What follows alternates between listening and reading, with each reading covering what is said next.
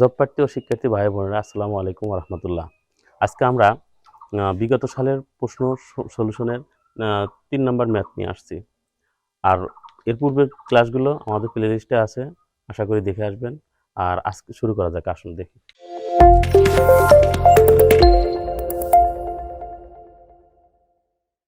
12.6% ধারণকৃত 612 গ্রাম মৃত্তিকার আয়তন দেওয়া আছে 300 ঘন সেন্টিমিটার এবং আপেক্ষিক গুরুত্ব দেওয়া আছে 2.68 হলে গামা, গামা ডি, এন, ই, এন এবং ডিগ্রি অফ স্যাচুরেশন নির্ণয় করো। এখানে প্রথম আমরা দেখি এত পার্সেন্ট ধারণকৃত এত গ্রাম মৃত্তিকার আয়তন দেওয়া আছে। এত পার্সেন্ট ধারণকৃত এটা হচ্ছে কি পানির পরিমাণ, অর্থাৎ জলীয় অংশ, ওয়াটার কন্টেন্ট যেটা, তাহলে ওটা হচ্ছে এন ওমেগা 12.6 সমান সমান লেখা যাচ্ছে 0.126।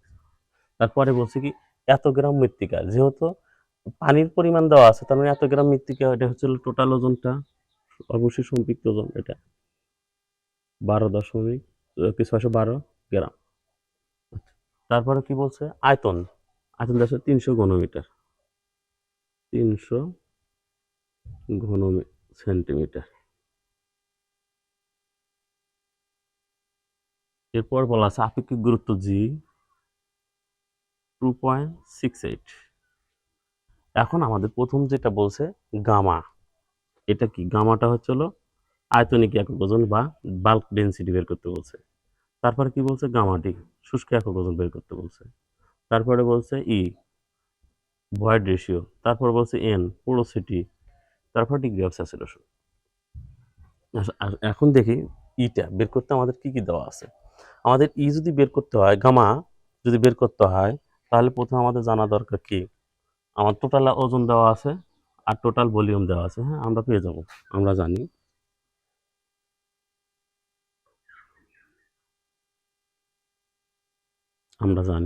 গামা সমান সমান টোটাল ওজন টোটাল ভলিউম। আচ্ছা, টোটাল ওজনটা দেওয়া আছে 612 গ্রাম, ভলিউম আছে 300 গ্রাম, 300 ঘন সেন্টিমিটার। এখান থেকে আমরা যেটা পাবো সেটা হচ্ছে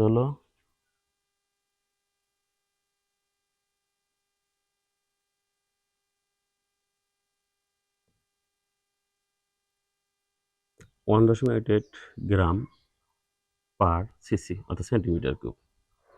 এটা একটা আমরা পেয়ে গেলাম অ্যান্সার এটা। তারপর হচ্ছে গামা ডি। গামা ডি যদি এখানে ওয়াটার কন্টেন্ট দেওয়া আছে, ওয়াটার কন্টেন্ট দেওয়া আছে, আমরা গামা ডিতে দুইভাবে নির্ণয় করতে পারি।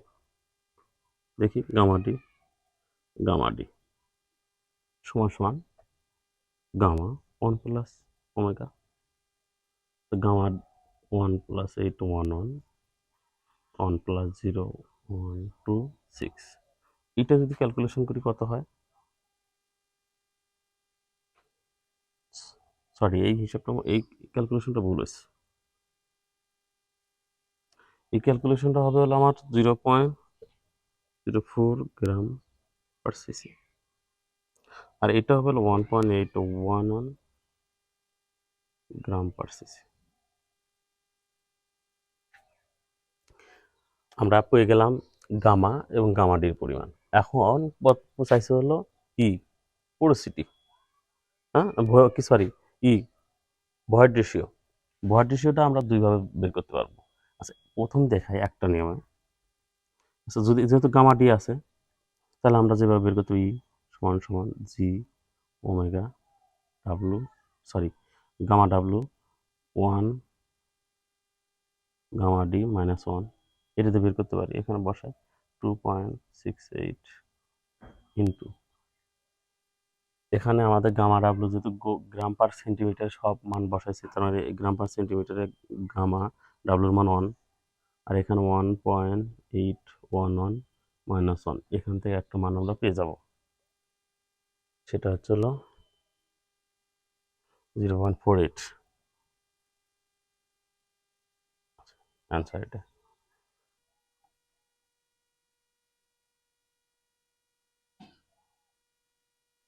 এরপর একটা ছিল পোরোসিটির মান। আমরা পোরোসিটি সমান সমান কি জানি,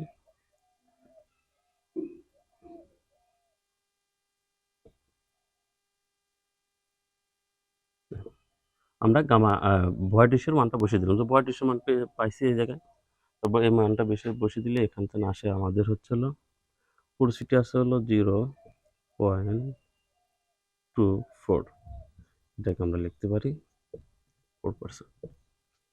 আচ্ছা, তারপর যে চাইছে ডিগ্রি অফ স্যাচুরেশন। হ্যাঁ, ডিগ্রি অফ স্যাচুরেশন। আচ্ছা, দেখি ডিগ্রি অফ স্যাচুরেশন কত হয়। ডিগ্রি অফ স্যাচুরেশন নির্ণয়ের ক্ষেত্রে আমরা জানি কি ই সমান সমান জানি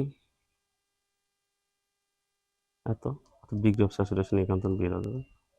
আচ্ছা, জি ওমেগা ই। আচ্ছা, জি সমান সমান 2.68 আর ওমেগা সমান সমান 0.126 আর ই হচ্ছে হলো 4.80।